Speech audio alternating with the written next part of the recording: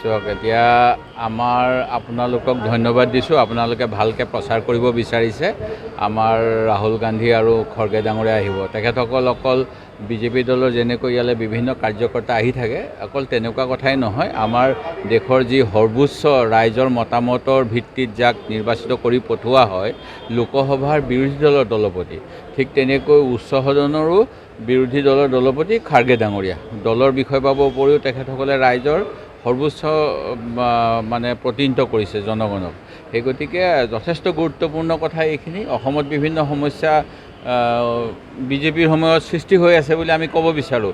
সেয়া লাগে উচ্ছেদেই হওক, নিবনুৱা সমস্যাই হওক। এতিয়া শেহতীয়াকৈ আহিছে যে ইমান জলসিঞ্চন বিভাগৰ দুৰ্নীতিৰ কাৰণে খেতিপথাৰত বোলে মাটিয়ে নাই। কেবিনেটত ডিচিশ্যন লৈ ঢেৰ টকা ল'লে। আমাৰ অসমৰ ৰাইজৰ মূৰৰ ওপৰত ঢেৰ টকাৰ বোজা আছে।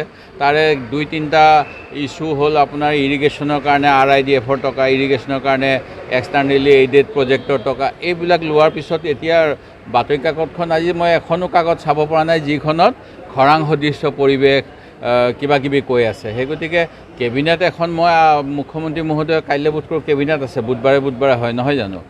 কেবিনেটত অকল অন্য কাৰ্যসূচী বাতিল কৰি কেনেকৈ পানী যোগান কৰিব পাৰি, মানে টিউবৱেল দিয়ক, দমকল দিয়ক, অমৃত সৰোবৰবিলাক আছে যে তাৰ পৰা পাম্প লগাই দিয়ক। আমাৰ নৈবিলাকত যদি ক'ত পানী আহিছে এই নৈবিলাকতো পৰা পানী খেতিপথাৰ দিয়ক, এই সিদ্ধান্তটো ল'বলৈ ক'ম। আৰু আমাৰ আপোনালোকে যিটো কথা কৈছিলে শীৰ্ষ নেতাসকল, তেখেতসকলক আমি আমাৰ কথাখিনি অৱগত কৰিম আৰু তেখেতসকলে যাতে আগন্তুক সময়ত সংসদত উত্থাপন কৰে আৰু তাৰ যোগেদি এক্সপ'জ কৰিব পৰা হয়। আৰু আমিও কি ইছ্যু লৈ যাম, আমি ইছ্যুবিলাক তেওঁলোকৰ আগত ক'ব লাগিব। কাইলৈ নিশ্চয় এই কথাখিনি তেখেতসকলৰ দ্বাৰা হ'ব আৰু নিৰ্বাচনৰ কাৰণে বেছি সময় নাই। এটা মনোবল আমাৰ সতীৰ্থ বিভিন্ন প্ৰান্তৰ পৰা আহিবলগীয়া দলীয় কৰ্মীসকলে পাব বুলি মই আশা কৰোঁ। চাওক এতিয়া আমাৰ আপোনালোকক ধন্যবাদ দিছোঁ। আপোনালোকে ভালকৈ প্ৰচাৰ কৰিব বিচাৰিছে। আমাৰ ৰাহুল গান্ধী আৰু খৰ্গে ডাঙৰীয়া আহিব। তেখেতসকল অকল বিজেপি দলৰ যেনেকৈ ইয়ালৈ বিভিন্ন কাৰ্যকৰ্তা আহি থাকে, অকল তেনেকুৱা কথাই নহয়, আমাৰ দেশৰ যি সৰ্বোচ্চ ৰাইজৰ মতামতৰ ভিত্তিত যাক নিৰ্বাচিত কৰি পঠোৱা হয় লোকসভাৰ বিৰোধী দলৰ দলপতি, ঠিক তেনেকৈ উচ্চ সদনৰো বিৰোধী দলৰ দলপতি খাৰ্গে ডাঙৰীয়া। দলৰ বিষয় পাবৰ উপৰিও তেখেতসকলে ৰাইজৰ সৰ্বোচ্চ প্ৰতিনিধিত্ব কৰিছে জনগণক।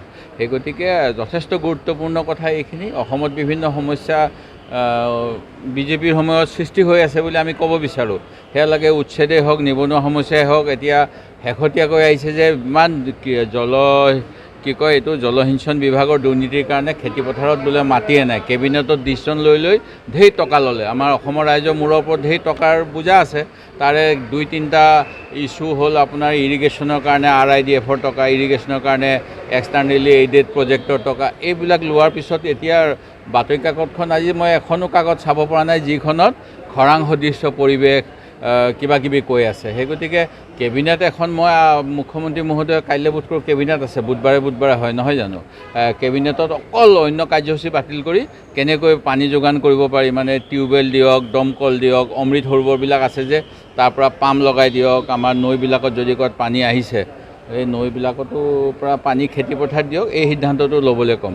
আৰু আমাৰ আপোনালোকে যিটো কথা কৈছিলে শীৰ্ষ নেতাসকল, তেখেতসকলক আমি আমাৰ কথাখিনি অৱগত কৰিম আৰু তেখেতসকলে যাতে আগন্তুক সময়ত সংসদত উত্থাপন কৰে আৰু তাৰ যোগেদি এক্সপ'জ কৰিব পৰা হয়। আৰু আমিও কি ইছ্যু লৈ যাম, আমি ইছ্যুবিলাক তেওঁলোকৰ আগত ক'ব লাগিব। কাইলৈ নিশ্চয় এই কথাখিনি তেখেতসকলৰ দ্বাৰা হ'ব আৰু নিৰ্বাচনৰ কাৰণে বেছি সময় নাই। এটা মনোবল আমাৰ সতীৰ্থ বিভিন্ন প্ৰান্তৰ পৰা আহিবলগীয়া দলীয় কৰ্মীসকলে পাব বুলি মই আশা কৰোঁ। যিকোনো খবৰৰ বাবে যোগাযোগ কৰক 7099017330 লগতে 7099017110 নম্বৰত।